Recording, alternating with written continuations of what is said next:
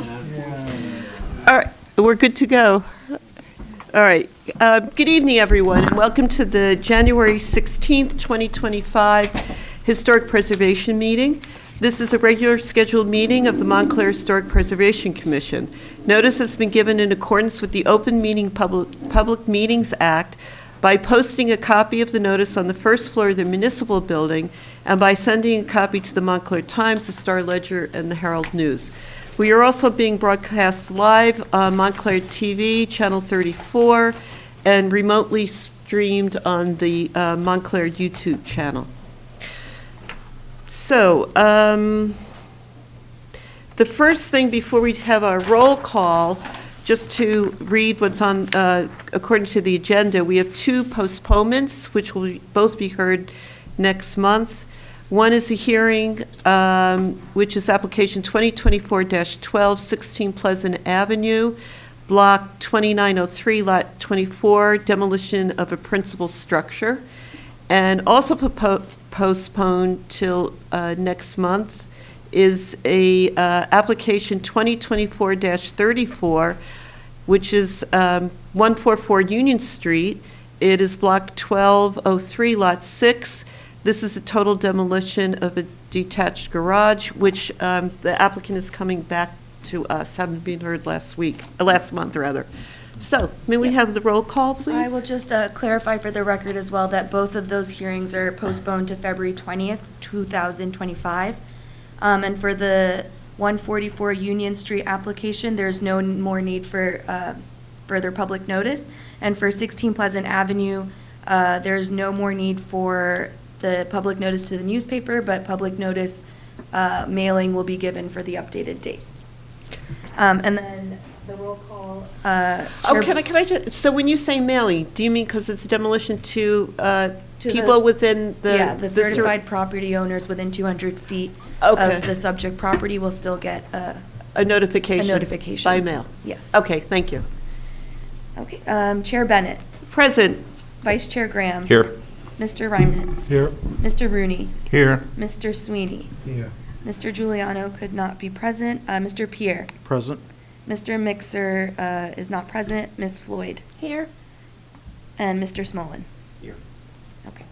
And I misspoke last month because Kevin Pierre is part of our HPC. He has not resigned. Okay, so welcome back. Thank you, that was quick. Sorry, Okay. it was a little misunderstanding. All right. Election of officers. So, on the floor, do we have a nomination for chair? I would like to nominate Chair Bennett to continue serving as chair. I think we've been well served by her wisdom, guidance, hard work. Your dedication to this commission has been exemplary, and I would like to motion that we nominate Chair Bennett. Second. Any opposition or any other names? No. Okay. So glad you tried to say that with straight We don't want to unduly lengthen the meeting. All right. All the confidence. Thank you very much for your confidence, and one more year. We'll just say all in favor then? Oh, yes. All in favor? Aye. Any opposed? Okay, so that's been passed. So we have, next is the election of our vice chair. Anyone like to put forward a name for our vice chair? Michael. Yeah. Second? Second. All in favor? Aye. Any opposition? No. Okay, Mike, you've been Thank you duly very much. I elected vice appreciate chair. Good luck in your new position. Yeah. Thank you so much. Next, we have secretary, and we have a name for, anyone put forward for a secretary? I shall. Zana, she's been exemplary and Amazing. very patient. So I would like to nominate Zana for our upcoming year. I second. Okay, all in favor? Aye. Opposition? No.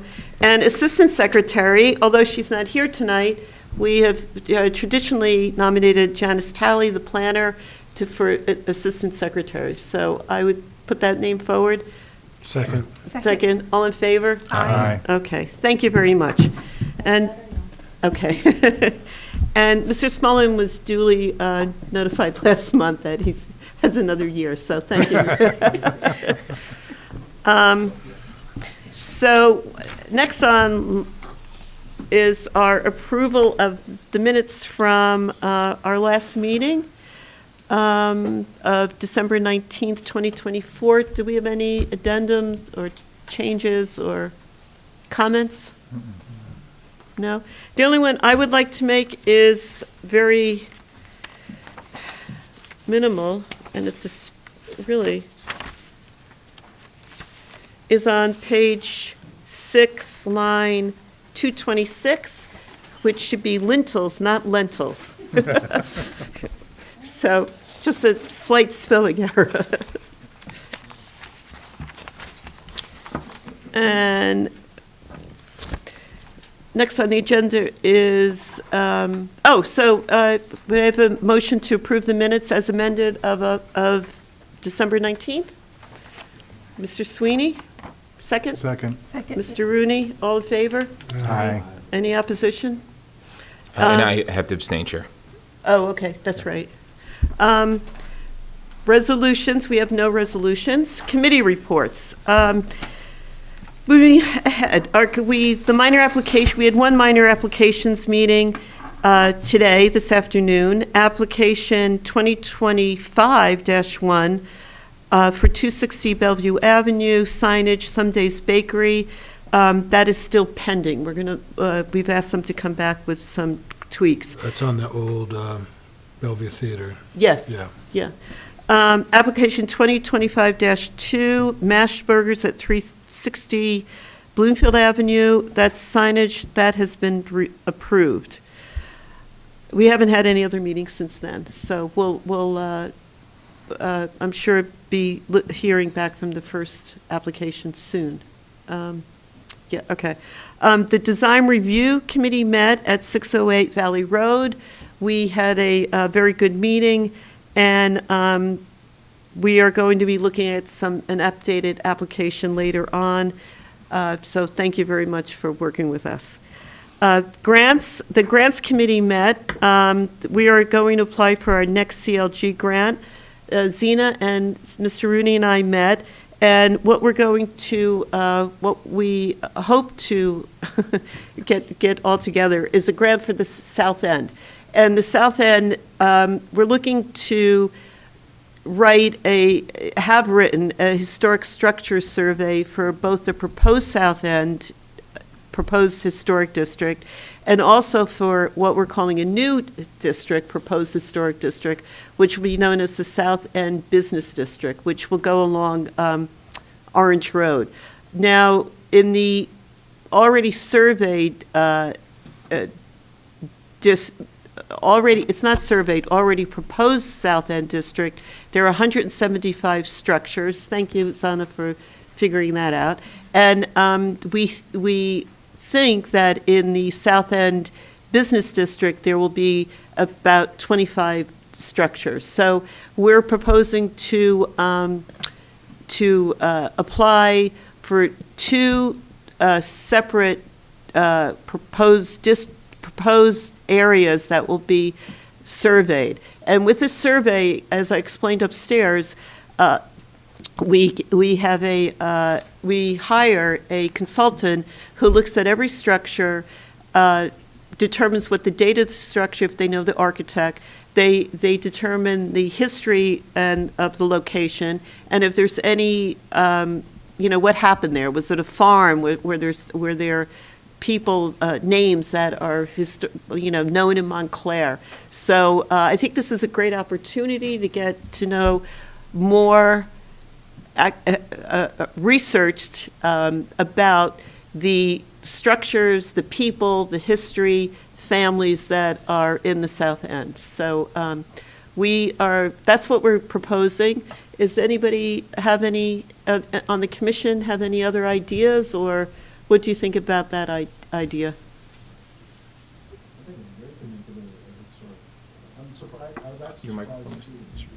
I was actually surprised to see that it wasn't designated to be a historic, so that was a little eye-opening seeing that map. But yeah, it would be nice to actually add that to the map of Montclair. So we've been very fortunate in our CLG grants, in receiving them. And I think it's been a great asset in learning the history of all different, I'm going to call them neighborhoods, areas. I mean, this town is so diverse in what we have that it's really just an incredible. And so I think that would be, as we talked about it, would be a good research project to really dig in and see, how it developed, how the area developed. I mean, if there's any geological, I know the Nishuane stream runs through the South End proposed district.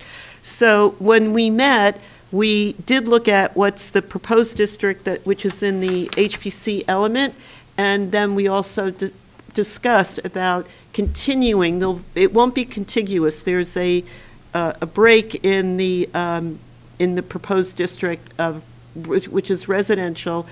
It's not that it's not needed or worthy, it's just that looking at the map, you can see that if that area was to be considered a proposed district, it would mean Nishuane Park and Nishuane School as well, because it's like where Carrie's Woods is, and it kind of swings around. So to put that all into one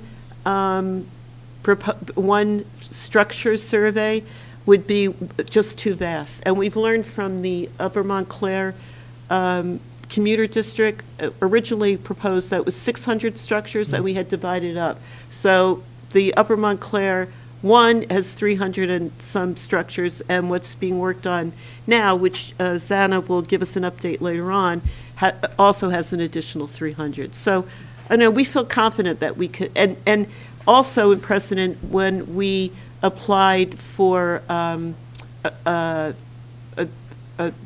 same historic structure, I think it was in 2021, we also included Oakcroft, which is just south of Anderson Park, and Wheeler Street, which is on the south end as well. So, we do have some, pockets, but again, they're neighborhoods or areas. So if everyone thinks that that's a good project we'll go forward with that. And we're going to have to, Zana, again, is going to have to be our ears and eyes with the application. So, okay, thank you very much. All right. Tonight we had a training session, a special training session with Mr. Smollett, who we invited the planning board and the zoning board, which was great. There was, I think, good discussion at the end. Thank you very much. This will, that's our hold on.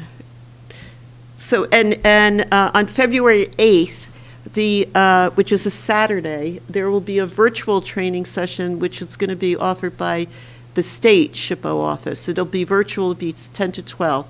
So from the comfort of your home, you could sit there. But the 3 new commissioners, I'm sure that your training session would be covered by tonight. But they will certainly cover different things. And this really is a very vast subject and a lot of things to grab onto. So it might be to your benefit for everybody if you can. I'll coordinate with Zana again, and I'll send out the Zoom link to everybody. Okay? Mm-hmm. All right. That's it for committee reports, unless anyone else has anything to report? No? All right, public comment. Is there anyone in the audience that would like to comment? No? Okay. Seeing no, public comment is closed. We have no old business. Now we're going to go to new business. And new business is application 2024-40, 14 Park Street, First Montclair LLC. It's a conceptual review for second floor projecting signage. Let me just...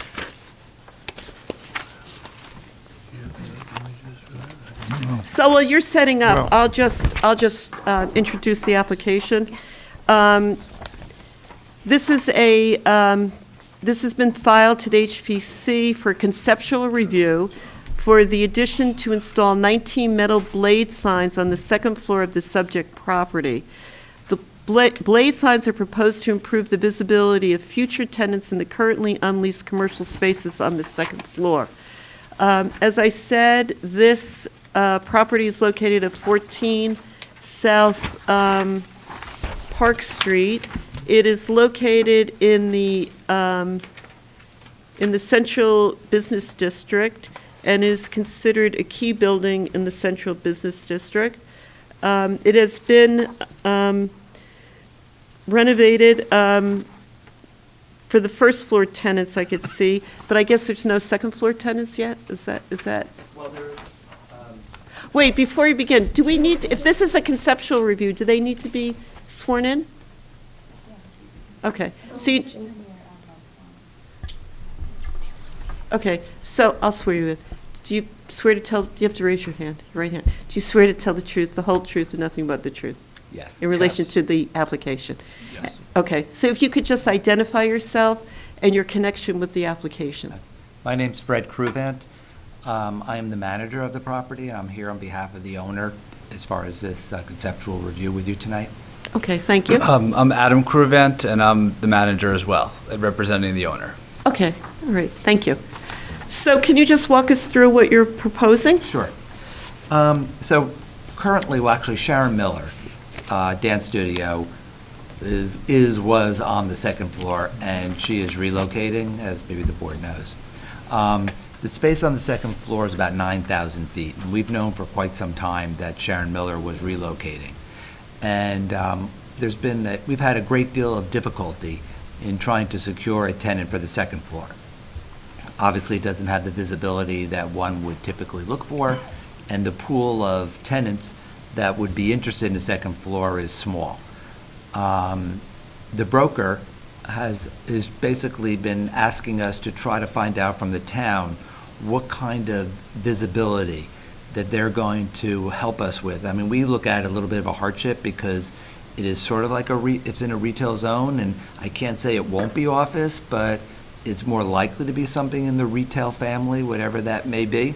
And obviously signage and visibility is important, and especially important on the second floor, because your eye doesn't automatically go up there, where at least if you're walking by a storefront,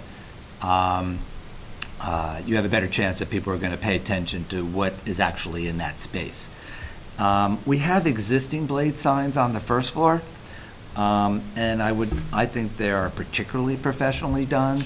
They're metal, they're not like flapping pieces of fabric, which I've seen other I don't know if people call them flag signs, but blade signs. These are really professionally, quite frankly, very costly, because they were custom made for the building, and we intend, if we can get the approval, to use the exact same design to duplicate that on the second floor. On the first floor, we have them between every storefront, and we're proposing or hoping to get approval to be able to put them between every window on the second floor. At this point, we don't know how many tenants. There may be one, there may be 5. We really don't know how ultimately it was going to be subdivided, but we're looking for guidance about what we can, I'll use the word represent, to potential tenants, that we can sort of deliver to them this type of signage. So we had proposed, as the application or the write-up, I think, that was done, the memorandum, we had proposed to, as I said, put the blade signs between the gap in every window. And I think that says, I think there's like four on Bloomfield Avenue, and I think there was like 15 on Park Street. So that's what we're hoping to get approval to proceed, so that we can hopefully attract a quality tenant to the second floor, and they can have the visibility and exposure that they would need in order to be interested in renting the second floor. Thank you. And is that a rendering of what the existing blade sign is? Well, yeah, a sign company did that. If you could maybe flip to the next page. Let me see. Keep going. I thought there was another. Well, So I can answer. So that sign is what's currently on the first floor, and we plan to use that to replicate exactly on the second floor. Okay. I'm not sure if anybody had a chance to stop over the building to see I only have one picture, I guess. No, this is a example of the, of a, what's for Rumble that's going to be opening very shortly.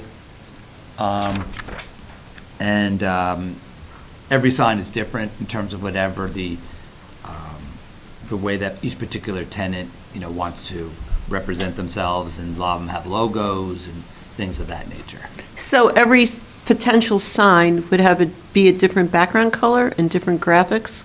Well, I guess it all depends, well, I would say it all depends on how many tenants. I would say each tenant would probably be similar, but if there are multiple tenants, it could be multiple based on their particular way they identify themselves in the market. But multiple background colors and multiple, I would say that's possible. I mean, I think the vast majority of the building currently is I think, Yes. is it white, What? most of the signs? No, they're all different colors. all Like different Pliable has Okay. Pliable has a different color. Blue Mercury is blue, and then the Rumble is red. The Second Street is gray, so it depends the logo of each tenant. I mean, a lot of tenants are known by their colors, and so obviously if they're coming into a community and they have stores in other places, they want to kind of replicate Right. how people identify a particular tenant by their colors. and do you have a master signage plan for this building? A what? A master signage plan that was approved when you did, So my understanding is we were not involved in the property at the time that the existing package was approved, but on the first floor, that package was approved. And so these blade signs were approved as part of that application. I wasn't involved at the time, but they're very unusual structures over the doors. right, And we've had tenants who have expressed an interest in changing that, and we always say, no, that can't be changed. You have to work within, this is the approval that the building was granted. And so, I'll use the word forced to live with the package that had previously been approved on the first floor. I don't know, I can't say with 100% certainty what discussions at that time there were regarding the second floor. Sharon Miller has been there for many, many years. But it's like a dance studio, so they don't have the same needs. It's more of a destination, well-known. And I even think she relocated from another place in Montclair when she moved to the second floor. So she already had a following. So they're sort of like a different animal. They're not your typical retailer that needs exposure and have an opportunity for people to, obviously, most importantly, to even know that you're there. the reason I asked is if there was a master signage program that was approved, if there were any approved for the second floor, and if so, how many were there? Yeah, I don't believe this, I can't say with 100% certainty. I don't have privy to that application. I'm not sure if there's somebody I can talk to in the town to find out about that. My understanding, at least on the first floor, I know each tenant can put like whatever colors they want, but they have to put it within this sort of square box. The size. The side, yeah. Yeah, and we've reviewed those signs. We've reviewed the signs. This angle sign and Right, the I have a Ds. picture of it. And we just It's kinda hard recently to see. reviewed the If you guy don't on mind, the I'll- corner. Right. This is sort of the existing, this picture here is the existing sort of signage over the doors.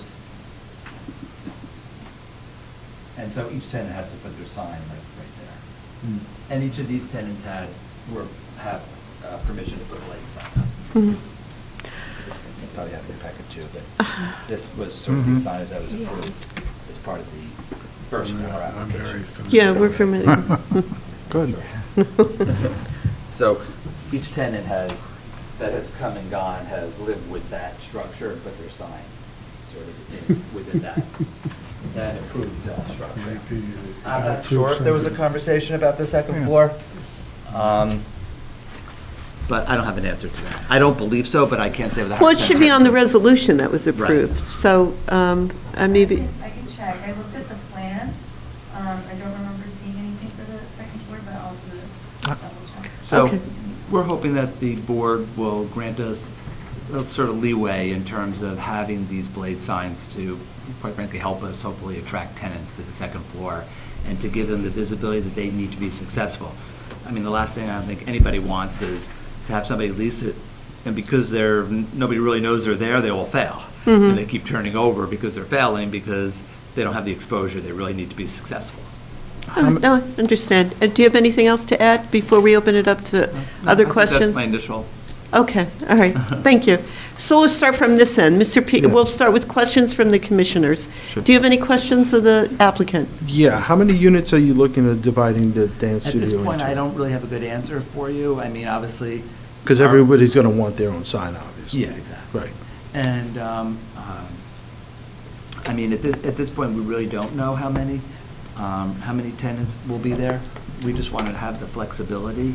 I mean, I will say, we are looking, I did notice in the report or the memorandum, it said on page 2 of 4, second floor of the building is currently vacant, and the blade signs will be used by the future tenants with one sign for each individual tenant. We're seeking to have more than one sign. If it ended up being, quote, one tenant, we're looking to try to have multiple blade signs for that tenant to draw attention up there. Having one sign up there would just get buried and lost. Right. And whether, again, it all depends on the tenant, and I know it's a sort of catch-22. The tenants want to know what they can do, and you probably want to know what they want to do, and I don't have an answer for them, and I don't have an answer for you. But maybe it'll be a combination of their sign, maybe some graphics on blade signs, again, in keeping with their particular motif of that particular tenant, to again draw attention up to the second floor so they can be successful. The only reason I'm asking how many businesses you want to subdivide is that's more signs, obviously. Right. So that's the only reason. But you said 9,000 square feet. Right. Yeah. So do you have an idea how many businesses might be able to fit I mean, into that? I mean, To be honest, any landlord would hope to have one tenant. yes. As time goes by and you don't have one tenant, and multiple tenants are expressing in a piece, you begrudgingly start willing to subdivide. So at this point, as I said, we really, it's been over a year since we've been marketing it, and we have not been successful in attracting a tenant. And that's why we decided to sort of go this route, so that hopefully we can represent to prospective tenants, this is what you'll be able to do, so we think that you should reconsider and/or be interested in this location. Because obviously the location is good, it's just unfortunately second floor, people don't really notice what's up there. I guarantee the vast majority of people who aren't interested in dancing, and even though Sharon Miller's probably been there 20 years, I bet they have no idea she's even there. And that's typical. Because people, kind of walking on the first floor, they're not really looking up, it's sort of human nature. Before could you advance that to the view of Park Street with all the, is that the one that Right. indicates where all the signs are? Right, that was created by our sign company to try to illustrate what we would like to get approval to do. Okay, You can see the blade signs in between every window. right. Yeah. Okay, thank you. So if you could just leave that up, okay? Mr. Sweeney, any questions? Yes, I have some questions. Sure. Now, first, the number of blade signs in the picture seems to show it almost like as panels, but what other design of sign have you looked at? Is that the only design you looked at? The blade signs, you mean? Yes. Well, we were sort of duplicating what's already on the first floor. So that's why we're sort of carrying the same design to the second floor. That's why we are interested in sort of keeping that theme with the building, to do the same thing on the second floor that we have on the first floor. And how many blade signs do you have on the first floor? How many blade signs are on the first floor? I guess it depends on how many tenants we have. Let me see here. There's 2 for Rumble and the Mercury.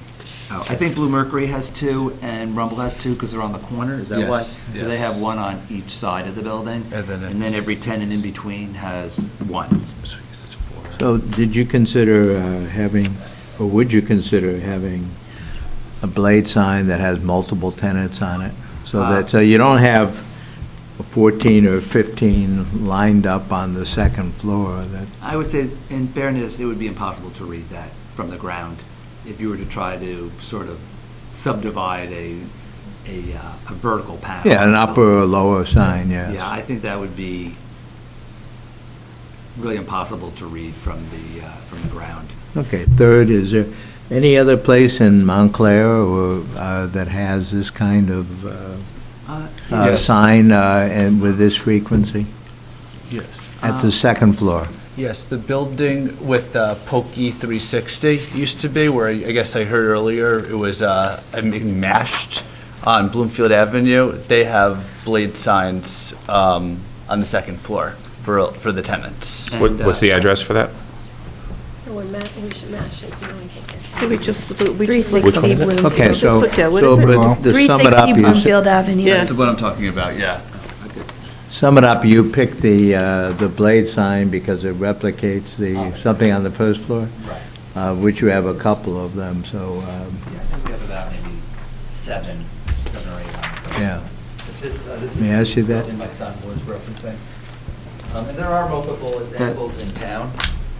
So Other but towns. this is not a blade sign, is it, the one that shows Ks? Well, there's a sort of Caesar one. Yeah.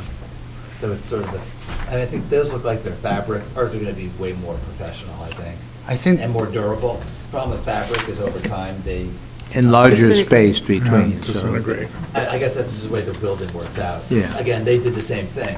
They put the blade signs in between the windows, which is the same thing we're proposing. Okay. Are they the same What are size?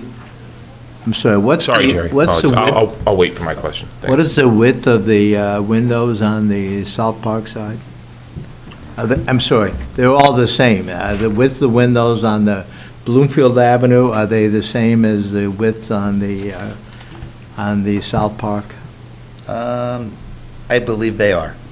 Okay. I don't have a dimension for you about how wide those windows are, but the windows on the Park Avenue side and the Bloomfield appear to be the same. Okay. There are several other examples in town. the Taqueria has, on Bloomfield Avenue, they have signs on the second floor. This one right here, this Taqueria. Mexican street kitchen is another. There are multiple locations in town. Yeah. It's not a retail building, but the, the apartment? Yeah, it's not the department near Whole Foods has flag signs. But, yeah. I'd say flag signs. Well, flag, we say flag only because it's the same setup, but it's fabric instead of metal. Yeah. It's- And we're proposing metal. It's more durable, it's more lasting, it doesn't really, over time, diminish in terms of its appearance, fade, or anything like that. Okay, well, one thing that's sort of a repeat of it, is there any place in Montclair that has the frequency and number of blade signs that you've depicted here? The one where I guess mashed is going to be, there's blade signs between each window. And they're The pretty frequent. frequency. I would- I'm sorry, where's MASH going to be? Mashed. 360 Bloomfield Avenue. 360 Bloomfield. It's that corner Oh, building. 360, Yeah. okay. But it used to be Pokey No, 360, right? yeah. I mean, just from this picture, I'm not sure what goes down here, but I count No, 1, this 2, is 3, 4, 5, Blue Mercury or something 6, like that. 7. There. Again, I don't have a full picture of the In the building other because I didn't know corner. that was a question you were going to I don't know ask, if we can but, get in this way. but there are multiple I think it's here. blade signs on this building, again, in between every window. Okay. Same idea of what we're hoping to get approval to do. There are some wide Okay, windows, those are right? my Some of those are like questions twice the initially. Thank you. width of I your don't building, disagree right? with you on that. I mean, it just Yeah. works out to the way the building was made, but I don't disagree with you about that. Yeah. Are you finished? Yes. Are you done? That's okay, Miss Floyd? Hi, so, with it being 9,000 square feet in total, right? I mean, for the whole floor upstairs, because I've been up there, so I know what the space looks like. I mean, probably ideal for a gym or Pilates or something along those lines, but if you were to break it down and assume that maybe each business needs at least at minimum 1,000, we're looking at maybe the most 9 different signs, if you're going to break each potential build-out to 9 signs. I don't disagree with you that the likelihood that we would break it down to smaller space than 1,000 is probably unlikely. But again, we're hoping to get approval that each tenant could have more than one sign because they need to have more visibility. And Right. so that whether, let's assume for argument's sake that some of the signs would probably have the name, and some of it may be sort of more graphics that are in line with the particular. Association with the brand, right? Right, that would just bring attention. I don't know that the sign would be, the name of the tenant would be on every sign, but having multiple blade signs so they could use that to bring attention to the second floor and to their business. And again, depending upon the tenant, they have, sort of graphics either within their social media or whatever, and that's probably likely to be the type of graphics that will go up on those blade signs in addition to the signs that merely just say the name of the business. Okay, so then, one, I would think that if you have a multiple amount, they're gonna get lost, their businesses. Like if you're having multiple signs with different names, if you get to too many, it's kind of defeats its purpose. Have you considered an awning of any sort with that instead of doing the blade signs? If it's ending up 10, 12, 13 signs, I feel like, We have not, but it may be something that we could look into. And then As long as the awnings, we could have graphics on the awnings with the name. with the name, So right? like I mean, you have the angle up and then maybe a flat part facing the street. On the flat part, we could have, in the name. I okay, mean, and then I the would- other thing is with the main entrance, what are you doing in terms of maybe a marquee for the stores that are all upstairs? Because if I'm not looking up, naturally, I might look up quickly, but, from a branding and marketing standpoint, each business should have its own sense of character. Like every business that you showed us, it's their own business, right? They're not competing with other people. If you have a lawyer's office and then a Pilates class, and each of those signs are on these blades, I just feel it actually is more of a disadvantage than it is advantage with that. I mean, I see what you're saying. I just feel like more than being generous, 9 is kind of hurts the tenants in and of itself. Like if you have the marquee downstairs where all the listings, as I'm walking by, I'm like, oh, there's a Pilates class. Oh, there's a lawyer's office. And then maybe, there's a limit to maybe they buy into what sign, how much of a signage that each business wants. If they're going to take 3,000, then that person gets more visibility than the person that's only taking 500. I think you have a very good idea, actually. Yeah. And I think it's something we could explore if the town would be open to us having, I'll use it like a directory, so to speak. Correct. But vertical. Correct. If we could, not flat on the building. Correct, People just correct, walk by. But correct. maybe vertical and then lit up on both sides. Correct. Listing the tenants. Correct. And then maybe also picking up on another very good idea of yours is to incorporate awnings, again, to draw attention. Right. So they know that there's something up there. Maybe they will be looking to see exactly, and then the directory will help to give visibility for the people walking by it. I think that's a very good idea, actually. Okay. Thank you. No further questions. Just before, I just want a clarification for the signage ordinance. Is each tenant, does Montclair allow 2 blade signs per tenant? So no, if it's on the same facade, it's permitted 1 per tenant. So the conceptual review from what you were talking about with the zoning officer was seeing if, prior to pursuing a variance, potentially the HPC would be amenable to. Having numerous signs? Yeah. Okay, all right, just wanted to clear that. Mr. Rooney? To have multiple blade signs up there, I don't think is really going to solve your problem, except for maybe leasing out the whole floor at once. But then, I don't think it needs to stay up there. I think your problem is getting the information out there that this is available, but individual signs, I think it has to go on plaques or whatever you call them. What? The plaques, you list all the businesses, a marquee. Oh, it's like a directory. The directory, Okay. yeah, because you're not gonna crane your neck up and look. I mean, a lot of times, tenants are so known by their colors. Yes. I mean, I'm dating myself, but like, like Mandy's had that blue script. You could be like 5 miles away, and you couldn't read the letters, but you knew it was Mandy. Like, there's certain tenants that have that kind of identity. And so, whether they have like unique colors, like Ulta has that very orange color, that if you're driving down and you see an orange, you just know it's Ulta, you don't even have to see their sign. So it all depends on who is attracted to the building. Sometimes the color can really draw them in and know who they are. Okay. I have no questions. Mr. Graham? Can we go to the next slide?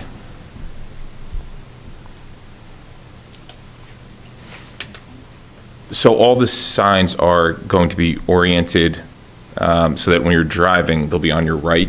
Is that accurate? And you can see, because they're all slanted, right? So the ones on Bloomfield are slanted to the east. The ones on Park are slanted to the, I think that's the north? No, they're vertical. Yeah. They're vertical. They're going to be vertical out. Slanted. They're going to be Are you talking about the perpendicular. So the signs, how are they going to be, so they're going to be Yes. Yeah. straight out? Okay. Like the existing ones on the first floor.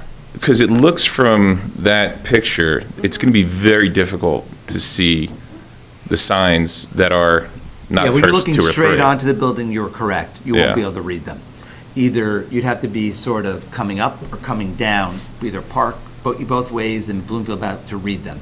If you're looking straight onto the building, you're correct, you would not be able to read Because them. it really does seem like you're going to have to be right under it to, if you're in the middle, to even see which, business is which, right? Or which businesses are there. So I tend, doesn't that cause a problem of not providing enough visibility for I the think that tenants? either through the graphics and color and the signs themselves draw attention, and so that But basically. can you even see it, the graphics, some of those later signs, middle signs, right? Well, I guess it all depends on where you are as you're traveling down that, you're right. It's almost like, how some walls have like the signs that come down on the canopy? Like the first sign, you can't really see the next one until you're a little bit further forward, and then you can, So you're right, to some extent, that if you're standing literally on the corner of Bloomfield looking down Park, you may not be able to see like the third or fourth sign because the ones in front will block. But as you move down Park, you get to have the visibility of the additional signs as you move forward. And the distance between the signs on the first floor, how far, do you have a sense of what the distance is between those signs? I mean, it all depends on the width of the store. Mhm. I would say they're probably at least 20 feet apart, because I would imagine. The smallest, yeah. Yeah. And what's the distance between the windows up top? I would purely be guessing, but I would say somewhere between 10 to 12 feet, because that's Okay. just what the window is, and downstairs, you have a storefront, so it's kind of a little different circumstance. Okay. And that they are, the way it's rendered here, it appears it's the length of the windows. Is that the way that it's intended Yes. to be? So it'll be the length of the windows. Okay, thank you. No more questions for me.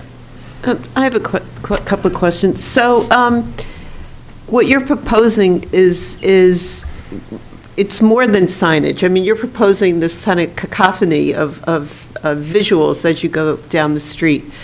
Is your intent to put the signs up now, even though you don't have tenants? No. Or, so would, Well, we may put the actual, like, braces up, waiting for the graphics or the sign for the tenant to sort of slide in. Just as when a tenant moves out on the first floor, we don't take the upper and lower piece off the building, we just take the graphic metal piece in between, so when the next tenant comes, they just put their piece in. So we probably would go ahead and put the structures up to receive the graphic slash sign, depending upon how it works out. yeah, well, that was part of my question. How will you be able to determine that they would all be the same, if you were manufacturing them piecemeal? They would be empty now, Right. waiting for how it's ultimately and who the tenants are and how they want to take Okay. advantage of this exposure. So basically, what we're discussing is it's really changing, I think it's changing the character of the building with so many. I'm not opposed to blade signs at all. I think you've given an argument that is persuasive, and we certainly want to see, the commercial district thrive. But that's my opinion, that you're changing the character of the building with so many signs. I mean, I don't see, would you be amenable to cutting the number in half and do it every other window? Or, I mean- how many windows, are there 12? There's 16, not 16 windows, but there's, 19 signs? you counted 19. I actually counted the corner On as Park 2. Avenue, there are 1, 2, 3, So, 4, 5, I came 6, up with 7, 16. 8, 9, 10, 11, 12 windows. Right. And on Bloomfield, there's 1, 2, 3, 4. I thought there was 5 on Bluefield, no? 1, 2, 3. Well, This is outside. I guess there's one that's sort of catty corner, I guess. Right. Yeah, okay, so if you count that, that'd be 5, yeah. Okay, so what we're doing, we're looking at 17, correct? Is it 17 or 19? 19, I believe. 19 signs. This is simple math. This is scary. I'm counting that corner as 2 signs. Okay.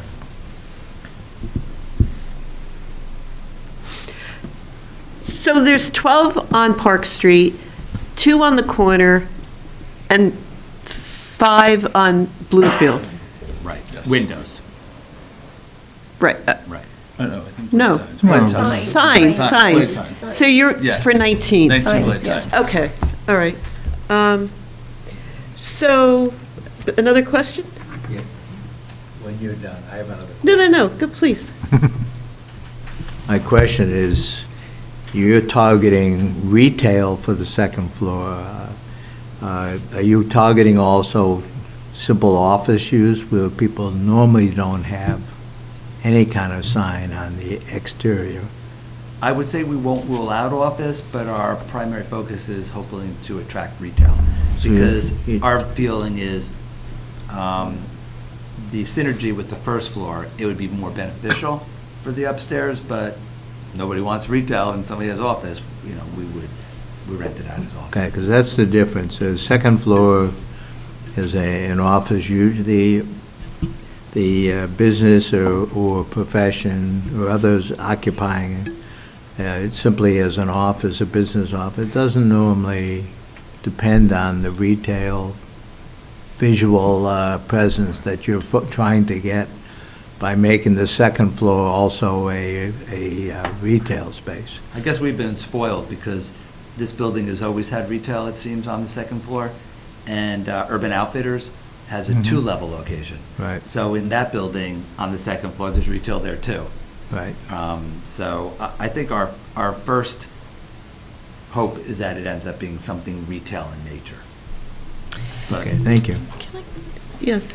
So, I think that we're all saying that the blades are nice. I think it's the quantity and the assumption of really not knowing what's going there, right? So you're asking us if we would approve blade signs, but then once you figure out like who's going in, what the square footage is, or what you end up doing with it, you need to come back with us anyway on the quantity, or are you asking for us to just give you free will? I guess free will, but. Well, that's a because we wanna be able conceptual- to tell it's a a tenant conceptual that they idea, can- right. Yeah, that they can expect that they can have X amount of blade, whether, it's sort of like if 19 is too many, and as you suggested, every other. Right. Is that something that the board would feel, like? We'd have to trying see get it, some- but, yeah. some Right. feedback. And then I guess my question is, I know you brought it up, but I would just like some feedback from the other board members. Would the board be open to awnings? Is that something that's on the table that A we could one explore? awning all the way across? No, we No, probably no. could. I don't know Right, if it- different- We might make separate awnings over every window. Okay. Right. Because maybe if, let's say that the building is broken up into 4 tenants. Right. Each tenant may have a different color within keeping of the color of that particular branding of that particular tenant. Well, that's not something that we've bad. moved away from that to try to keep everything uniform on a building. Well, that was my question. Yeah, I was Is that on the table as a conversation, or pretty much? No, I think Is wanting something that the board would feel comfortable allowing us to do, or they want us to stick with the blades? Well, why don't we hear from Mr. Smolin? Do you have any questions for the applicant? Because that's opening us up now to discussion. Comments? These blade signs would be in addition to what's in the windows, right, on the second floor? I mean, I don't know what the tenants might do in the windows. But they might do something, right? I can't rule that out. Okay. It all depends on the tenant.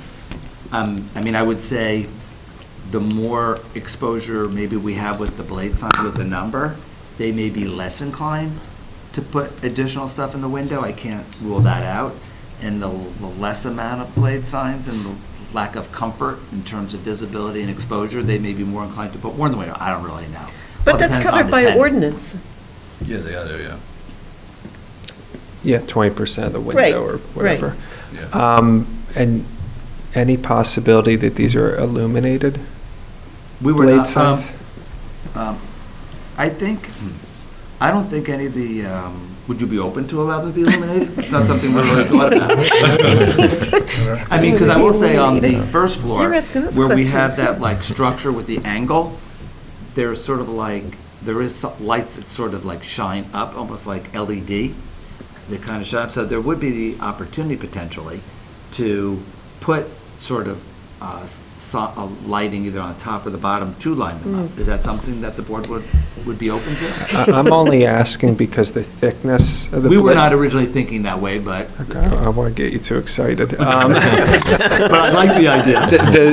The thickness of the blade sign you're proposing would lend itself to being able to be illuminated quite easily, and, you know, in the future, it might be something you need to consider when you think about the whole application.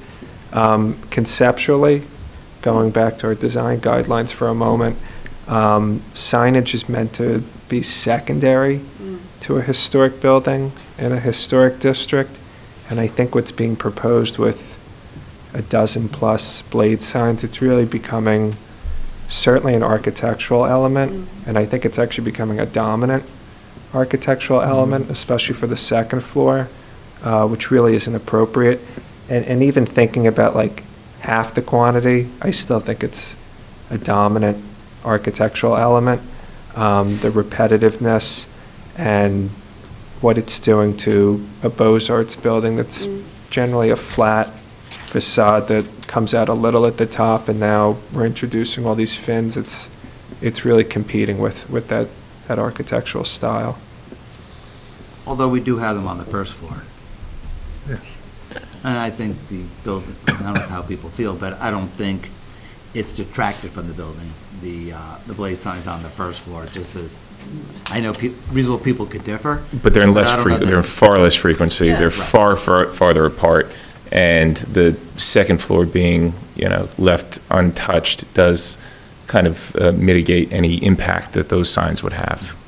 Well, I mean, that's why we're here to have a conversation. Absolutely. Right. You know, just to get a feel about how the board feels about it, what leeway, how comfortable they are to let us do this, to balance, obviously, the historical element with the reality of trying to keep a building leased and have quality tenants that don't fail and turn over. I know it's a balancing act, and that's why we're really here to get the board's input, so we have some direction. Okay, thank you. If there are any other questions, I'll ask if the public, anybody here want to speak to this? No? Okay, so why don't we then open it up for discussion? I tend to completely agree with Mr. Smolin. I think it's becoming a dominating factor, a dominating architectural element. And looking at the 360 Bloomfield signage, it's half the size of the windows. They're smaller. The signs on that building are farther apart. They don't seem to really dominate the facade of that building. They're less, this is going to just immediately take all of your attention. If you see, you know, signage like this, blocks out completely the windows, blocks out completely, I can't even see on Park Street, the top part of the building anymore. I think it's just too aggressive for that building. And as has been mentioned, I'm also not against blade signs in general. It's just this is, in my opinion, just too overwhelming. Is there a number that you do feel comfortable I'd with? have to see it, and it's hard to make a guess at that right now. But I tend to also agree that even half of those signs would still be a dominant architectural element. So I would be concerned about the number and frequency. Because if we did them every other, just as for argument, as a conversation, that's probably further apart than the other building that I sense from you that you feel comfortable with the Pokey 360. It's also a different facade, but I would also say it's a different type of sign. It's half the size. It's not as thick. It's very different. So I would have to see what else you'd be proposing and the size to be comfortable with it, even if it were cut in half. Would you feel more comfortable with between every window if the sign was not as tall as the window? Probably and they were not half as tall? between every window, possibly, every other possibly, but again, I would have to see it, have to see the thickness of the sign, the height, it's just, again, this just feels overwhelming. I just want some direction to try to see, what other concepts that we could sort of try to put together to come back and have a conversation about. Sure. That you feel comfortable is sort of, if it's sort of along this line, I think I can get behind it, that's kind of. I see, and I respect it. Look, this is, I echo the chair's comments. We want to see the business district thrive, and we don't want to be a burden. But I do think this could also detract from other buildings in the area, detract from the potential attractiveness of other buildings setting up shop there if they think that it's going to be, basically a billboard, like, it's going to be Las Vegas in Montclair now, right? So I just want to also, I do tend to looking at the, Google Maps, the building you referenced at 360, I feel more comfortable with that. If that's any help to you all, I don't know. But I just also know that I'm very uncomfortable with this design. Yeah. Are you guys open to directory that you mentioned on the first floor, so the people would know, if you go upstairs? I think that's pretty standard, right? Yeah, that's fairly standard in town as far as I'm aware, yeah. Okay, that's illuminated perpendicular to the building? Oh, I don't know if I they're. didn't say illuminated. Are they illuminated? Very tastefully, like you see, like almost. Spotlight kind of thing, or? Internal. Can't do any- Internal. you can't I don't do mean lights. like No, I don't okay. mean like a pylon sign that you see at a shopping center. Tastefully done. I'm trying to think if But there's an we example of look that at in one, town yeah. where it's You know, illuminated. I don't know. No, I don't think no. so, right? I don't think illumination, No, illumination is.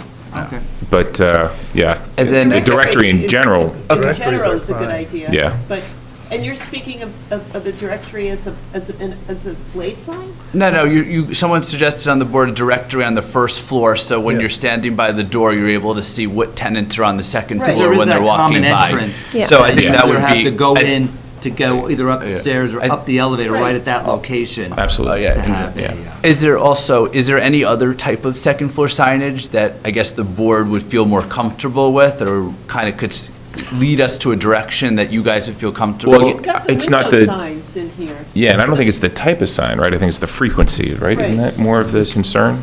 And Yeah. awning's not on the table. I don't Well, think I so. don't. Okay, good. It was a thought, I wasn't sure. I was just trying to come up with some ideas. No, I think awnings for a Beaux-Art building, if you, all the way across, would not be appropriate. It would be, I'm not sure it helps you, but it would be just over the window, so there'd be a gap between every awning. But still. It wouldn't be a continuous awning. It would be an awning in between, just over the glass, so the stone that comes down in between would be Right. remaining. Well, let's hear from Mr. Reimnitz. Awnings, to me, are out of the question, so I would object to that. And quite frankly, it's not even a matter of every other window. I think blade signs that relate to that tenant is what you install, you know? That's it.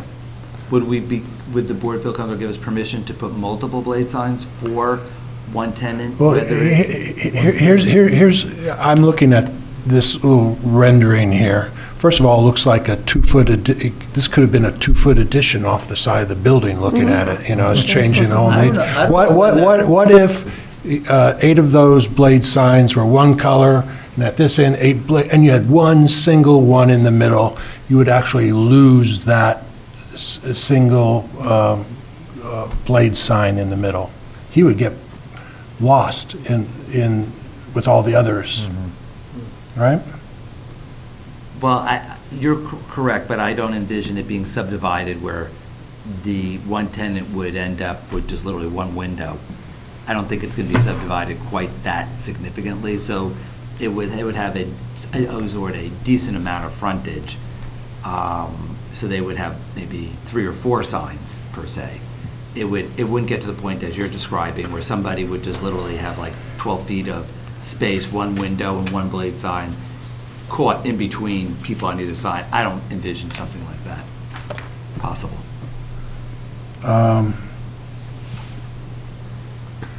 Those are my comments. Okay, thank you. Mr. Rooney? Well, I think that we should just follow what our guidelines are, which is 1 per tenant. And if you have, you've got two different elevations, you're gonna have 2. You know, like at Bloomfield and Park Street, but they have multiple ones unless it's considered to be an art installation. It's not going to work. So no on multiple Right. blade side, okay. Although well, as I said, that other building does have quite a few for one tenant. Which one are you referencing? Pokey, where's the? Well, Okay. don't they, we just looked at that today. They have one for each tenant. That's the ground floor. What we were looking at today was the ground floor facade signage. Yeah. He's talking about here. blade signs on the Oh, yeah. second floor. This has, can't really read them. I'm not really sure. I can't really read the sign. See, more importantly, that's just one store with one blade sign, you know, whereas the way I'm looking at this is I actually see it as a disadvantage to the building and to the tenants when you have so many. Like, it's just, I think it's a disadvantage. I mean, I feel for you because I can't really think of how else you would do it other than the marquee in front, which as people are walking by, they're like, oh, you know. But up top, you know, I mean, I wouldn't be opposed to maybe 2 or 3, like, I mean, everybody would have to agree to it to a degree, but I just think it's a disadvantage to the To have building that- as well, to that so many. many, so many. If you didn't even, even if you had all the signs up and you had 75% occupancy, then chances are you may have, you know, a quarter of the signs missing, and that's going to be, even that would be a little bit of Yeah, an it's eyesore messy. itself. So that Maybe gets- temporarily until it's rented. but- Yeah, but still, it still becomes an eyesore when, if the board would prefer, if we got to the point that we were sort of on the same page and we had some direction, and you would prefer us not to put them up until we knew who the tenant was, rather than putting them in advance, and, it doesn't have to go up, as you're concerned, that if it was 75, that the 25% that hadn't been rented, Right. you wouldn't see empty blade signs waiting for that tenant to be rented. We would wait until we rented it and then put the blade signs up. Well, that was We my could do question. that. How are you going to be assured that everything would be the same if you did it piecemeal? You couldn't. Because every be. tenant would have to, so if the signs were. Well, 2 you feet- said you put up the Frames. frame, right? Right, just like on the first floor, the frames are there. Yeah. So every sign, so each tenant would know that they would have to be 2 feet wide by, we'll say, 7 feet tall. Right, They would just have to be 2 foot wide, so they'd all be uniform. okay. One tenant wouldn't be 3 foot wide, the next tenant 2 feet, or 9 feet, and 6 feet. They would all be uniform, so each tenant, it was rented, that's the dimension your sign has to be, period. There'd be no variation. Just on the first floor, there's no variation. The blade signs at 360, I didn't realize how many different businesses they have up there, but they're all the same color, right? They're all the same color scheme, so it blends in a little bit better with the building. And then if they were blank, it wouldn't be so obvious, right? Because they're all the same color. I don't know if that's something to consider as well. I mean, to be honest with you, I don't disagree with that comment, but sometimes what happens, they're all the same color, it just blurs in, you can't see any of them. Fair. You know, I mean, like I manage a shopping center, and one particular center has like all the same color. You can't like read any of the signs, it's weird. And they're all red, so it's not like a color that's not vibrant. And then you'll go to another center, which is really the evolution of signage, where every tenant has a very particular color and design, and I think it ends up being a more beautiful look, and because each color pops because it's not next to the exact same color. Right. Okay, Mr. Sweeney, we didn't hear from you yet. I think the number and size and almost the uniformity of the signs makes it look like clutter. It makes it, it changes the whole character of the block, and it changes the whole character of the building. So I don't like any of the frequency, and I think even half of it would not do it. I think you should consider different kind of signs, flag signs, not the frequency that you have here. And it's combination being on the second floor where it's really visible from a distance. And I think this picture, unfortunately, really makes it look like it's overwhelming. So I like the idea of putting something on the first floor with a directory. That's the way a lot of people do it. And I think, you know, depending on the type of tenancy, you can target retail up there, but a lot of retailing goes online and has either an internet or some kind of electronic media. So that's more dependent. But so those are my general comments on it. There's not much that I like about the way it's presented, but I say clutter with the number and size. Is there something that you would like to see that you think would be sort of a good balancing between some of your concerns, but trying to provide some visibility and exposure to potential tenants up there that come to mind? That we No, can it's not explore? my personal, but what I would suggest is you look at some other communities and other communities that have used extensively flag signs. In Montclair, we're really just starting to. I mean, we haven't had a lot of the flag signs, but you'll see they have different colors, different sizes and shape. One of the things I don't like about it is the uniformity of all of the signs. They're all going to be the same structural signs, same size, and you're going to have colors in it. That's going to detract from the historic character of both the South Park area and the building. So you would like to see I'll use the word blade signs, but variation among them? I like to see variations. I don't like to see the number. It's if you have this kind of frequency, my first word is I said it looks like excessive clutter. It looks like the most densely populated downtown city in all of New Jersey, or maybe even New York. Would you like to see some of the blade signs metal and some fabric, like in terms of different material like that? That to me would be a preference, because it does emphasize the distinction and variety and variation of what. Would you want the heights and widths different for variation, or you prefer the uniformity in that regard? I'm only suggesting what you should consider. It's not I'm just looking at saying, initially what you proposed, how does that impact on the character of the neighborhood, character of the district, character of the building? And all of those, in my view, negatively affect that character and do not satisfy applicable standards. And I'm just trying to get some feedback, if I can, of what would be acceptable to this board, so that we can explore some ideas. The director we're going to look into, that's one idea I think I've come away from this meeting, which I think is positive as we explore this back and forth with each other. And we're open to modification, but I'm trying to get a sense from the board of. Well, I think you've got window signs in here. You find the window signs, and each one is different within the window. You don't find those adequate?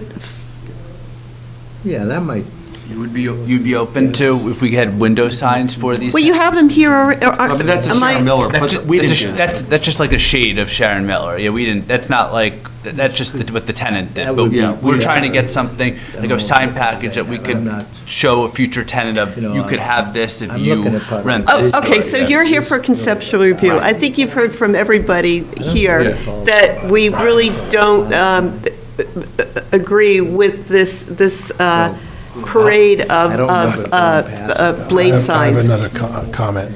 I mean, if But you're it's the looking for some building that I- feedback, I would say that the I see it all the time. window signs Sharon Miller had in here is a better solution, because you still Yeah. have the windows, you have the structure of the building, you have the facade, and we're only talking about, to me, that's, if you need to get,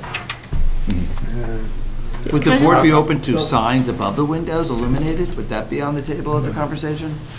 Signs above the windows? I don't think so. No, there's no. No, you know what? This building, in the historic business district, we have to look at the building and the architectural style of it. And when I first spoke, I feel when you're adding an additional architectural element to what's called the Beaux-Arts building, that should really be, I mean, these almost look like shutters, like you're adding shutters to it, this parade here. So, no, there's no sign band above here, and I don't think, you know, if that would be, I mean, I look at the window signs, which I think is more than adequate with a directory down at the We only door. proposed a blade because we thought by duplicating what was on the first floor on the second floor, that would be something that the board would. Yes, and in theory, perhaps you're right, but you've got like almost 20 blade signs up there on a historically clean building. So, you know, and our ordinance says that it's one per tenant. Yes. One last little question. So the ultimate thing that you're doing here is that people are not aware, they're not seeing when they go by, and you want to be able to attract a potential leasee in the building, right? So I would have thought maybe you'd want to put just one sign that says for lease on the second floor, so as people are driving by, that one Oh, sign this is... isn't for us. We're not trying to help with leasing signs. This is for the ultimate end user. No, this is not This for, is for the tenant. this is for the tenant. Okay, No. but to get the tenants to come in, I'm saying, No, to get the, you know, get the attraction to people clients knowing that that We're it's come just into available. the wanting to tenant. say to a tenant, if you lease from us, this is a Okay, it's an sign added package that you advantage. can Okay, count okay, on. okay, And got it. feel comfortable that you'll have the exposure that you're Okay. looking for. Right, so I think what you've heard from us conceptually, that we're not in agreement with the number of blade signs that you've put around the building, in between each one. The size, it may be over, I don't even know if the size is within our ordinance. I don't know if you've checked that. I think what you've heard is that the window signs that are here, you also have to check by ordinance if the window signs are, the size is compatible to our ordinance, and also with the number of tenants. I believe that for the window signs is a certain square footage per each tenant. So, I mean, this Sharon Miller, she's got like an aqua, a gray, a red, and a pink. Is that what you're looking for? Like, it pops out. I mean, it's something that pops. That colors Something pop. that could be. Yeah. Yeah, I think that doesn't I think these detract are just from the shades that- historic fabric Of the building. Right. And I think that when you look at the top, I mean, you're proposing to put a illuminated sign on basically, which is the lintel up there, which wasn't, you know, it wasn't designed to be a sign band. So you're going to have it's going to be totally out of proportion. All right. Do you have anything else to? I would look to get more mileage out of the entrance. Would you be open to potentially taking a window panel out and put an actual sign in the window? Like if we took a piece of the glass out and we put a sign there, so it's not behind the window, it's almost part of the window of a sign? For what purpose? To identify the tenant. Do you mean, so you take out not the whole window, you're saying a panel? A Is that what you're panel, saying? Oh. right, potentially a panel of the window and put a sign in one of the panel instead of it potentially being glass. We're able to put a tenant sign there. Well, Doesn't this go to, That would be an ordinance question, I think, right? That could- Building that could code? be something that could be replaced, right? That what they're installing as a sign, they're not really destroying the fabric of the building, and it can always be returned to being glass. But at the same time, it sort of feels like almost like a loophole to the 20% allowance within a window. You're just removing the window and then filling it 100%. Well, that's what I was asking, though. Would that be a I'd building have- code issue? Yeah, I'd have to talk to Richard to get the specifics, because it's not something that's come up before. But I imagine it would function like putting a window graphic up that covered that panel, which if it's complies with the 20% would. But is that something we want to open up, that people are allowed to take windows out and put in signs? I don't think so. Okay. This is, you have to, this is a We're just historic. floating Yeah, we're ideas. trying to, yeah, Right, that's right. all. But We're could they consider, like where they have a peeling mural of sort that they could? Well, that's what we were just talking about. Yeah. They could like stick it into the glass. Yeah. When I say sign, so what Sharon Miller has here are these banners that are in the window? I tell you the truth, I never noticed them until I saw They're this shades. picture. They're shades Oh, they're behind. I guess I went down to the building, and maybe the shade was up that day. Yeah, they're shades. I never even noticed them before. Okay. But I think that gives you it pops the color in it, all right, so you've heard from us conceptually, nobody's in agreement with the, which is very unusual, actually. I can give one other suggestion. Thank That you. is, you consider placing a sign not at the level you have it, but at the sort of midway in the divider between the first floor and the second floor. It's a lower level. It just makes it less dominant, less overwhelming. And what kind of sign do you, would? Well, you'd have, I think, a smaller sign, but I'm just looking at this, and I can't quite read it because of the site. You've got a little flag sign here, I think it's for probably Rumble. You know, if you envision that sign another foot or two higher, it could really be attractive for identifying the retail operations on the second floor, but without being at a point in size where it dominates the whole building. I understand. Gwen, and I'm going to be in disagreement with you, because that is, it doesn't historically, if that was a sign ban, it would be to identify the first floor tenant. So you wouldn't read that it was for the second floor tenant. No, I would say you'd have to be a little higher. Well, then it would destroy the symmetry of this whole building. Yeah, okay.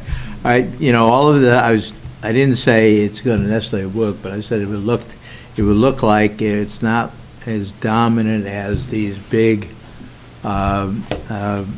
metal blade signs at the level that they are and with the frequency. We've all objected to the frequency. Mm-hmm. Yeah, so that's out. So what I'm But kind of hearing. I was is saying something that looks less dominant. Domination of the appearance of the building is one of the points we keep making. So you make a smaller sign, it's lower, and it's not, But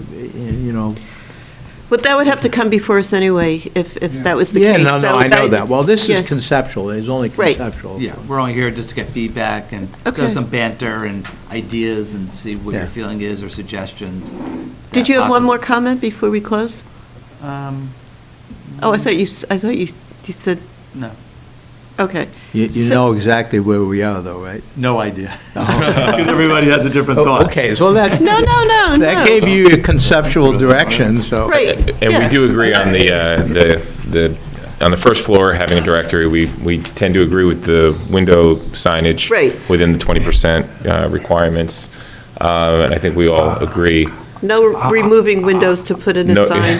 And also less frequency, less So blade size. signs are still on the table, just not as frequent. Right. Not as Right. frequent, And not I as think, large. I think not if as you large. come back and show us this rendering again, you should put colors Right. on those, because this is also very deceiving the way it's, Because we didn't know what colors to put, because it depends on the tenant. and it that could was why be we did it that use way. bright orange, We'll make- we'll right? make different Because you're colors. saying that could happen.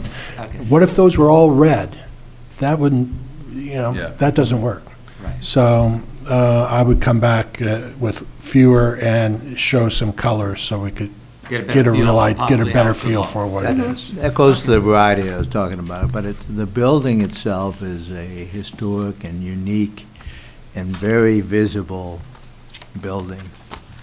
Well, yes, and as you know, we really do want to see the central business district thrive. It's just that it's a balance, so. Yeah, I agree with you. Right, so, and this is really a prime building there, and the facade is absolutely lovely, so. Okay. So, Thank and you it's very been much. maintained really wonderful, thank you. Thank you All very right, good much. night, good luck. Good night. Thank you.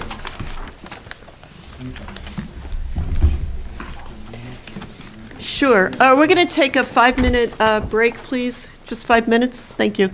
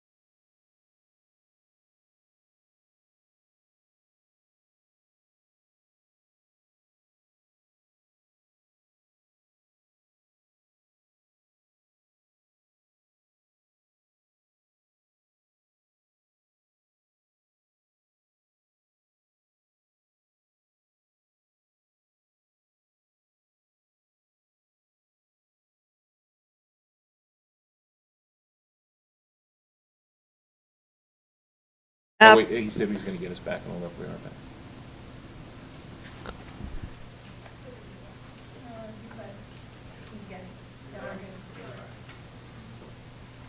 Okay, thank you for being so patient.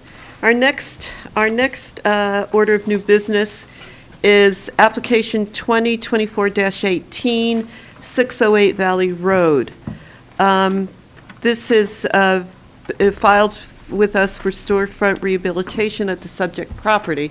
And as I mentioned before, this is something that we've heard before, and the Design Review Committee has met a number of times at the sites. And thank you very much for looking at and considering our suggestions. So, having said that, you have a new plan for the facade, and if you're still under oath, so if you could just identify yourself again? Sure.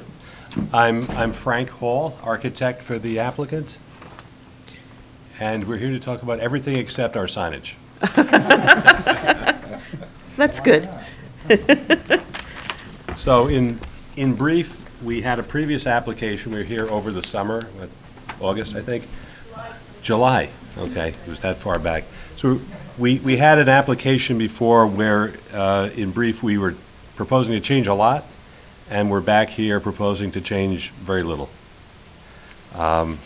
The drawing that you see up on the screen there is the new version, where essentially what we're looking to do is just to rehabilitate largely the materials that were there and keep the storefront largely intact, other than removing a section of the skirt roof that existed over the entrance to the second floor. So we propose to remove that, give the second floor entrance its own identity with the original brick and limestone around that entrance, and keep the wood and wood shake roofed skirt roof that has existed for many years as the identity of the first floor restaurant. With removal of the storm door that exists now, which would re-expose the terrazzo entry ramp, which was the source of much discussion in the intervening months since we were last here. Just to give a brief rundown of the elements that are addressed by this drawing, the wood shake roof would get new wood shakes. It just needs to be rehabilitated. It's old and worn. Along the front of that skirt roof would be a black painted gutter, which I think was actually something that we were encouraged to include. And it does make sense. It's a skirt roof, even though it's short, it does still have the potential to rain water down on people's heads if they're walking too close to the building. Under that little skirt roof overhang, we propose to reinstall the charming lanterns that hung there as the identity of the previous restaurant. Around the existing window, we propose to keep the window, other than we might need to reglaze it with an insulated glazing panel in lieu of the glass that's in the window. Around the entrance and around the door would be wood trim to match the wood siding. The wood siding also would be replaced, as it is also worn, deteriorated, and is proposed, we say on the drawing here, to replace it with new cedar siding with either a stained or a charred wood finish.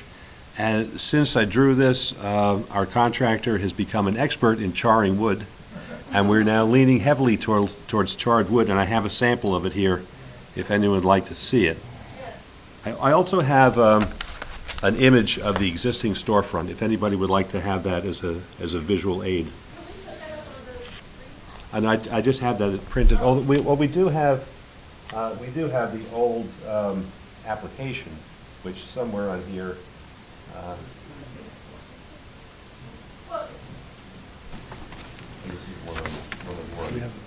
It's in the planner It's in report the planner's report? as well. But I do have a number of these, if it would be helpful. Oh, right. I don't know if I have one for everyone because it's starting running out of. Started running out of recognized items.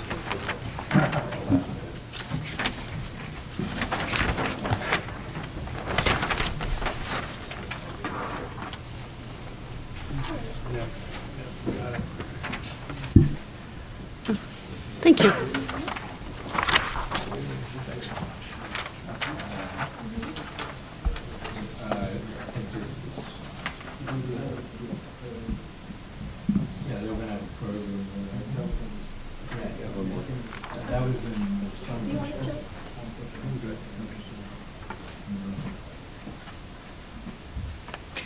And now can we see the wood? Sure. I just caution, this needs to get a clear finish on it. It does not yet have one, so we get a little bit of carbon. Do we need gloves on it or what? Pretend you're in LA. Ooh. I'll start over this end here. That's interesting. Surface treatment It's literally charred to the flame. And I learned that it has to be charred on both sides so it doesn't work. And once it's charred, you can move the organic material. Could we go to the handheld microphone? That's cool. Wow, that's sort of like you You would, cook something and you kill the bacteria. If you need to move around. if I'm strong. Yes. In your house, Derek, May I ask how you came about to this? It's a traditional Japanese. Yeah, is it tradition? It was actually suggested by the designer, because the original submission was prepared by the owner's ostensibly interior designer, who also does some exterior design, and he came up with the charred idea. And the reason for the stained or charred is we were a little bit at cross purposes of who was saying what to whom about whether charred was the intention or stained was the intention, but everybody's gotten in alignment with the charred. And this is a traditional Japanese application? Yeah, it is, yes. It's become popular here now, also, contemporary And it's homes. resistant, weather resistant, Yes. with nothing? Well, it is advisable to put a clear finish on it, so when people are going by and brush up against the building, they don't get black on their clothes, and it also helps to just protect it from abrasion. The elements, right. Moisture. And that's what you're proposed to do? Yes. Okay. Does anybody want to? So that would be the siding and the trim around the opening as well. Okay. Oh, so it's not the slat, the cedar, you're saying? Yeah, all the wood, the wood siding and the trim around the door and window. Oh, I Be see, all the same okay, material. understood, okay. So certainly where people are walking adjacent to it, going in and out, we'd have to put a clear finish on it. Okay. Where people would have So marks on their elbows. the exterior and the I'm calling the entryway would be finished in the same type of Yeah, wood? that's the intention, the interior surface, the side walls of the entrance, Okay. we get the same treatment. And so it's weather resistant, meaning like it doesn't swell, it doesn't have any of the concerns that like wood over time would have, or? Cedar itself is a naturally durable wood because of the oils that are in it, and charring it further makes the exterior of it weather resistant, yes. So before we ask questions, do you have anything else to add to your description? Other than to say that the signage is not yet ironed out. Again, there was a little bit of wires being crossed as to who was proposing which signage and which signage vendor and so forth, so we want to iron that out. Other than to say that, there's a sign proposed over the door to the second floor restaurant, and there's a small lantern-like sign that's going to be proposed to the right of the entrance door. Very, very small. The idea, I understand, is is a small illuminated lantern-like sign with Asian characters on it identifying the restaurant, projecting them from the wall slightly 4 inches or less, so it would be in keeping with ADA regulations. And what does this mean, Jonetsu? That's the name of the first floor restaurant. Oh, The second floor restaurant is Minoru. The Right. first floor restaurant is Jonetsu, which is an omakase sushi concept. Thank you. Anything else to add before we open up to questions? No, I don't think so. Okay. Mr. Pierre, why don't you start? We'll go this way. Any questions? No, I don't have any questions. Mr. Sweeney?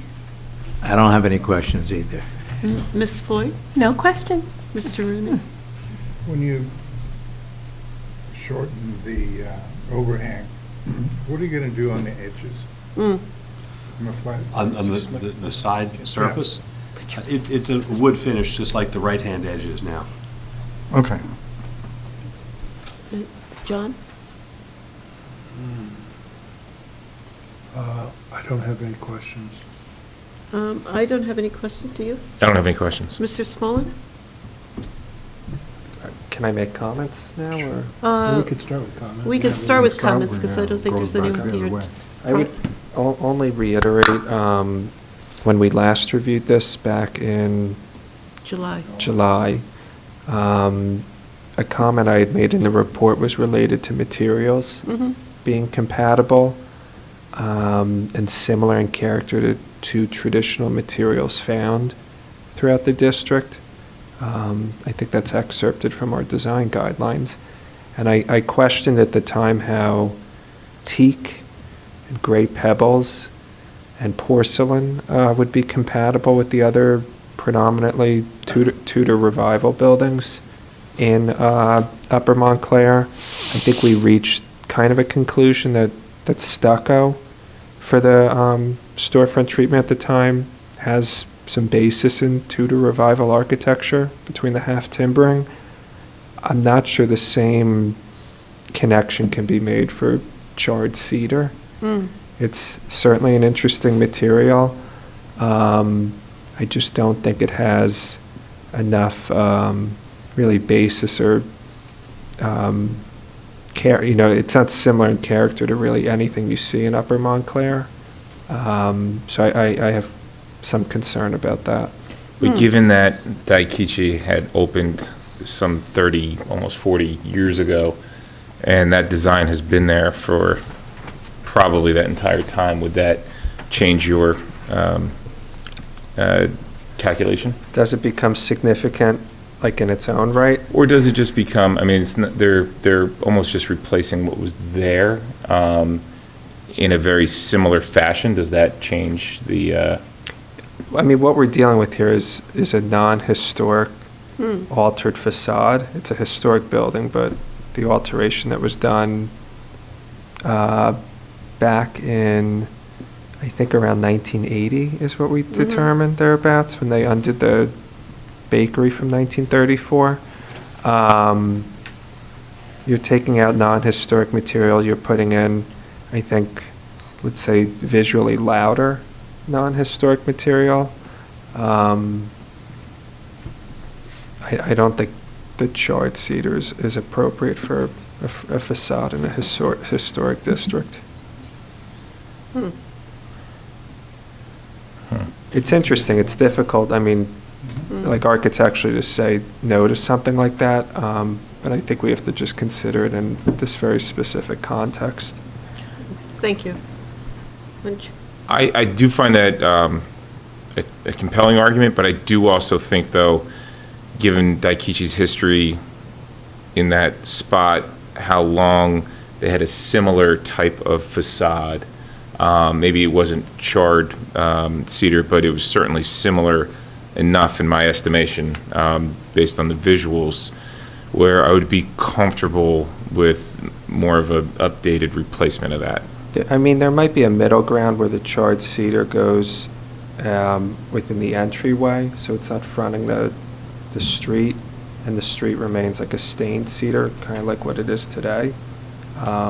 I think that would kind of diminish the appearance of the charred cedar within the composition, which might be a decent compromise. Well, with that in mind, do you have any other comments? My comments are in general, generally supportive of the redesign. We greatly appreciate the terrazzo being considered. I think it's a wise decision to remove the awning from the other entryway to make it more distinctive and to reveal some of the old character and the signage that was already up there previously. And just in general, I'm supportive of the new design. John? This is a vast improvement over what we've seen previously. Comments, I think getting rid of the overhang over the brick facade to the left and exposing that brickwork. I would only say we would ask that, I know what kind of condition it's in, that it get repaired as much as possible and patched. I think this material, if the trim and the siding is the same color, it's going to read as flat. I realize it's not a material, it's a relatively new material. I think the recess with the only comment I would make, maybe, and I don't know what anyone else thinks about this, is I would get rid of the little pediment on the roof and just simplify that a little bit, but. We did take that under consideration, but thought that as inconspicuous as that entrance is otherwise, that the slight emphasis of the entrance. Yeah, I get on the it, loop I get it, yeah. was worth it. It's still my comment, though, so I got it. So those are my comments. Mr. Rooney? I have no comment. Ms. Floyd? No comments. What do you think about the as it's presented, though? No, I like it. Oh, that's a comment. That's I like it. That's good. Oh, that's what we're in the So my discussion comment is I phase. like it too. Okay. I'm happy with the way it looks, yes. Mr. Sweeney? My comment is, it's an improvement, I like it, I don't have any difficulty or concern about the charred or solid cedar. It's the same material, it just has a different color and different finish, and so I would support everything else. And Mr. Pierre? I personally like it, and it's a big improvement for what we saw during the summer, so. And I'd just like to add, I agree with John, I understand Mr. Smollen's comments about if you're redoing the facade to have it more indicative of what is already in the historic district. However, also agree with John that once this is up, you're not going to be able to, it'll read as one plane. And I think it has it certainly is different from any other of these storefronts that are here, but by removing that skirt roof over the entryway to the second floorway, I think you've really exposed, at least a quarter of the original facade. And we also know that the original brickwork doesn't exist under what's there now. So I think taking that into consideration and understanding that when you put this up, it's reversible for the next person that comes in, I would be in agreement with what you've proposed here. And I just want to understand that there's nothing being proposed to the rear of the building, right? No, other than a change in signage. Signage, for the new okay. name. And that'll come to us. So I think, and really, thank you for working with us as far as the terrazzo floor goes, because I think it'll be really interesting. So do you have a picture of the terrazzo floor? Were you able to clean it? Hasn't gotten to that point yet. No. Okay. Well, let us know, because we'll stop by. Probably eat there, yeah. And just, what happens with the signage over the second floor entrance, I'm thinking of it, is going to be a function of how well that limestone cleans up. Okay. Because it's covered in black mastic from the Black what? black Mastic. mastic. Oh, mastic. But it's not all, it's not entirely No, covered, here. right? It's a mess, right? It Oh. just needs to be repaired. Okay. Well, you've got your work cut out for you. Thank you very much. So, We are, with just a couple conditions, yes, go ahead. I would just, for Sanab, is just the condition to repair the brickwork above the entry on the left. And, if no one else has any opinion about that little pediment, I can live with that. So that would be my only, I think, condition that I would suggest. So to clean and repair the brickwork and limestone to the entrance. Although, are you proposing to cover that little limestone element? Only if it can't be cleaned up without deteriorating the limestone. Okay. But you're going to put a sign there, so you're going Yes. to cover it one way or the other, right? Yes, it's a question of whether it's individual letters exposing the Oh, limestone or whether it's a panel that covers the limestone. That would be Okay. nice. Mhm. And I guess the terrazzo is here, still here. And you'll come back for the, another condition is to come back for the signing and lighting. Right. Oh, I didn't indicate that underneath the skirt roof is proposed an LED strip to wash the facade. Okay. It's Oh, it's under- called that on the plan at the top of the sheet. Where's that? Oh, okay. It's against the building, and it'll wash Down. the facade. And we So would be comfortable where with is the leader for the gutter? Oh, if you're looking at the photograph, that photograph was before they redid the sidewalk and ran the gutter under the sidewalk. The leader is existing for the second Oh. floor Tie roof. into it. Okay. Okay, so that exists. And what about this lighting? What do you think of the lighting? Well, they're just replacing what's there. They're replacing. No, Oh, the strip? LED, the strip.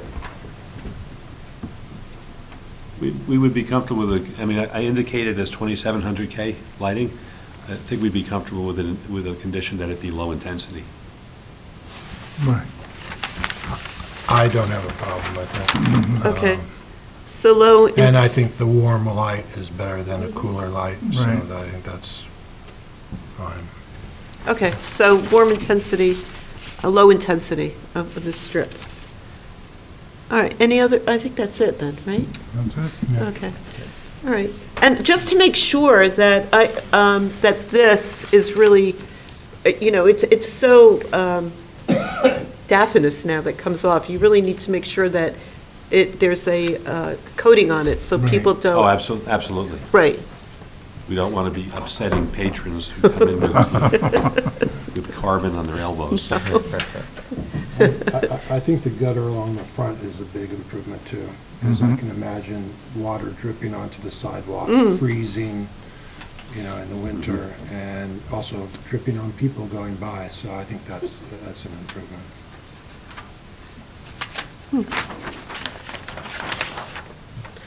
It's interesting. To the right, it looks like, it's very nice. Thank you very much. Thank you again. Thank you. Oh, we have to vote, sorry. Okay. Jeez. And it's only 9:30.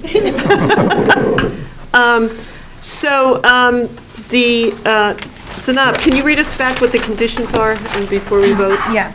So the conditions include repairing the brickwork and limestone above the entryway to the second floor restaurant, returning to the commission for approval for the signage. Does that include the lighting or No, just the signage and lighting. Signage and lighting, okay. Right. Because there's, So the low-intensity LED strip warm light is not a condition at this moment? no, that is a condition. Yeah. Yeah. There should be 3, right? that we're I'm just- okay with it, but it should be a low-intensity, okay. warm light. 2700K is actually called Yeah, it's out. indicated on the plan. So the LED strip should be low intensity with warm light, and then there should be a clear coating on the charred wood. Right, Okay. okay. Protective, I guess. Yeah, Clear, protective. protective. With those conditions, I move that we approve this application. Second. All in favor? Aye. Aye, okay. So we're all in favor. All right. Thank you. Thank you, Mr. Hall. Thank you very much, and thank you, everybody. Relieve you, I mean, Do you want the sample? You can have the Take this. How's it coming along? Some do.